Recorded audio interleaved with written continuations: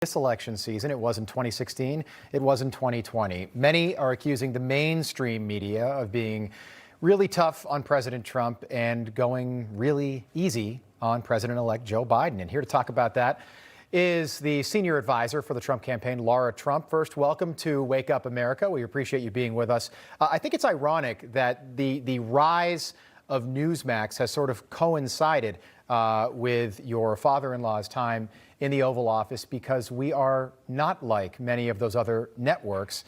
I want to talk about media bias, but particularly what it's been like over the last 4 years for the Trump administration. Yeah, well, you're exactly right. People want to tune in somewhere where they know they can get facts, they can get the news, they don't get the biased opinion of so many people who call themselves journalists, but we have very clearly seen them to be otherwise. They give their opinions and their thoughts on things, and they try to mask it as though they are journalists.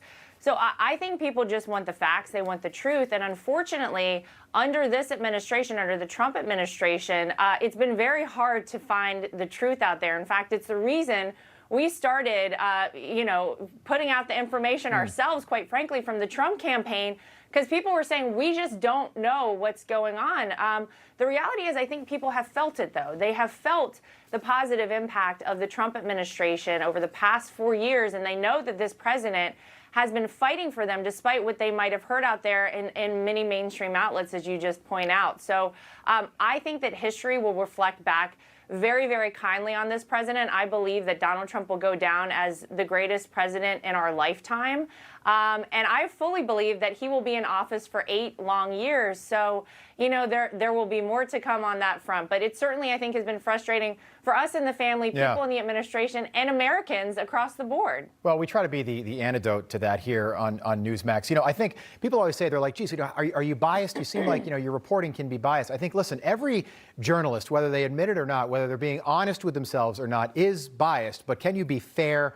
Can you be objective? And so much of the mainstream media has just lost that completely. I remember when before the election, Joe Biden was out with his wife, and the press pool had an opportunity to ask him a question that Joe was going to answer, which has been a rarity because he's been in his basement for months during the campaign. And they asked him what flavor ice cream he got. The 60 Minutes interview with Leslie Stahl, I couldn't watch it because it disgusted me how biased her line of questioning was to the president. Yeah, well, they're very hostile to Donald Trump, and they treat Joe Biden with kid gloves. And, hey, look, he's an older gentleman, and he seems a little more feeble, certainly, than Donald Trump. So maybe that has something to do with it. But then I think you see things like the New York Post story about, Hunter Biden, and the fact that social media outlets blocked that story, that so many mainstream outlets would not report on it. People refused to even address it with Joe Biden before the election. Now we see all of this information coming out, and I think it makes people really skeptical.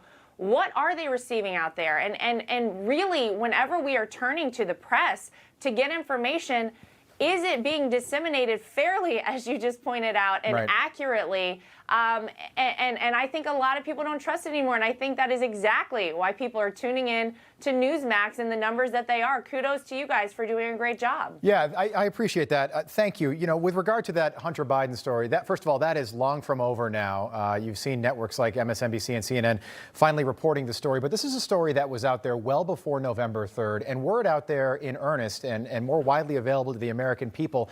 This would have swung the election, but it would have swung the election definitively. So how's history going to look at something like that?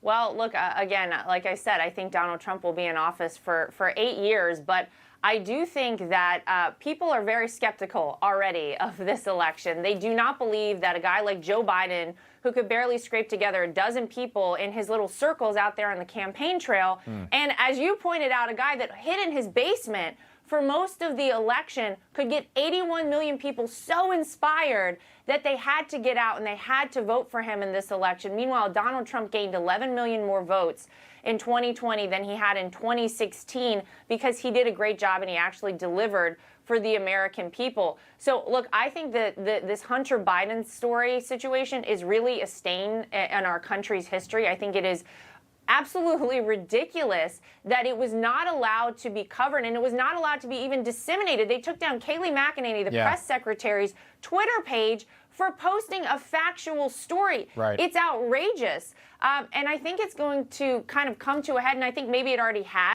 where people are going to say, we demand to know the truth, we demand to hear the facts, and we demand for you to stop censoring information out there. This is not going to stand with the American people. We are a free country. We want to hear the truth. We want to hear the facts, and we deserve that. If this story, by the way, let's just say to point out the lack of objectivity and the bias, if this story were about your husband, for example, or if it was about Eric, for example, this would lead every newscast. It would be the top of the A block, which is the first block of a newscast. It would be the front page of every newspaper, nationwide, small town, big city, for months on end. But it's Hunter Biden, and what do? We pretend it didn't happen. You know what Jeff Zucker told his employees at CNN to do, and that was, don't report it. We've got to pivot because we don't have a ton of time, but I would love an announcement on Wake Up America. We just launched the show here. I would love for us to tell us what your plans are in 2022 in the state of North Carolina. I know that Richard Burr, sitting Republican senator, is going to be retiring. Do you have any plans to possibly run? Well, it is something that I'm looking at very closely. North Carolina is my home state. It is a state that I love dearly. My family all still lives in North Carolina. In fact, that's where I'll be celebrating Christmas with Eric and our kids and dogs in North Carolina.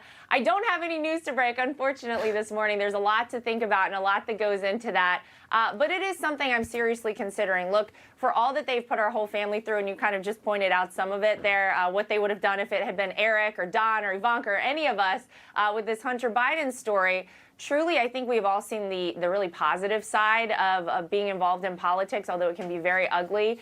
You can really positively impact people's lives in such great ways. So it will be an honor to represent my home state as a senator. We'll see what happens. I don't have any announcements to make, but stay tuned. It could be to come. And an NC State grad. Lara Trump, thank you so much for your time this morning. We appreciate it. Merry Christmas to you.